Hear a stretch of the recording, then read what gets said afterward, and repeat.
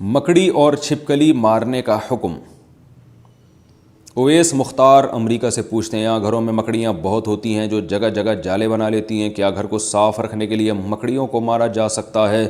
ہم نے سنا ہے کہ مکڑیوں کو نہیں مارنا چاہیے کیونکہ وہ ہجرت کے موقع پر آپ صلی اللہ علیہ وسلم کی حفاظت کا ذریعہ بنی تھیں۔ نیز کیا گرگٹ کو مارنا باعث ثواب ہے کیونکہ اس نے حضرت ابراہیم علیہ السلام کی آگ کو دہکانے کے لیے اس میں پھونکیں ماری تھیں؟ مکڑیوں کو مارنا تو جائز ہے، اس کے ناجائز ہونے کی ہمارے پاس کوئی دلیل نہیں ہے، اور ظاہر ہے گھر میں تنگ بھی کر رہی ہیں تو وہ تو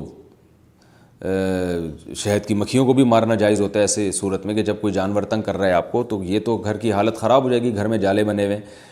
تو آپ مار سکتے ہیں، ایسی صورت میں انشاءاللہ کوئی گناہ نہیں ہوگا۔ رہا یہ مسئلہ کہ گرگٹ کو مارنا، تو صحیح مسلم کی حدیث ہے کہ آپ صلی اللہ علیہ وسلم نے فرمایا کہ چھپکلی کے بارے میں کہ جب آگ جلائی جا رہی تھی ابراہیم علیہ السلام کی، تو چھپکلی اس میں پھونک مار رہی تھی اور اس آگ کو بھڑکانے کی کوشش کر رہی تھی۔ اس حدیث کا مطلب کیا ہے؟ علماء نے لکھا ہے کہ یہ صرف یہ بتانے کے لیے ہے کہ چھپکلی اور اس جنس کے جتنے جانور ہیں، جس میں گرگٹ بھی آتا ہے، یہ جو جنس کے جانور ہیں نا، ان میں انسان دشمنی کے سافٹ ویئر انسٹال ہوئے ہوئے ہیں، یہ انسان دشمن جانور ہیں، یہ ان کو جب موقع ملتا ہے انسان کو نقصان پہنچاتے ہیں، تو اس لیے آپ صلی اللہ علیہ وسلم نے چھپکلی کو مارنے کی ترغیب دی، اور گرگٹ کا بھی وہی حکم ہے جو چھپکلی کا ہے، اور آپ صلی اللہ علیہ وسلم نے فرمایا کہ جس نے ایک وار میں مارا اس کو 100 نیکیاں ملیں گی، اور جتنے وار کم ہوتے جائیں گے نیکی کم ہوتی چلی جائے گی۔ وجہ اس کی یہ ہے کہ جانور کو جتنی کم تکلیف دے کے موت دیں گے وہ اتنا زیادہ ثواب ہے۔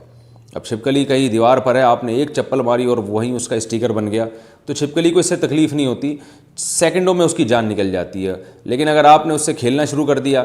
پہلے اس کی دم کاٹی، اس کا آدھا گھنٹہ آپ نے دم کا تماشا دیکھا، جیسے بچے کرتے ہیں چھپکلی اور گرگٹ کے ساتھ، پھر اس کو رسی میں گھما گھما کے مار رہے ہوتے ہیں، تو اس سے آپ کی نیکیاں کم ہوتی چلی جائیں گی، بلکہ جانور پہ ظلم کا گناہ بھی ہو سکتا ہے۔ تو اس لیے جانور کو مارنا چاہیے، ان جانوروں کو جو انسان کے لیے نقصان دیں، مگر مارنے کا وہ طریقہ اختیار کیا جائے جس میں جانور کو تکلیف کم سے کم ہو۔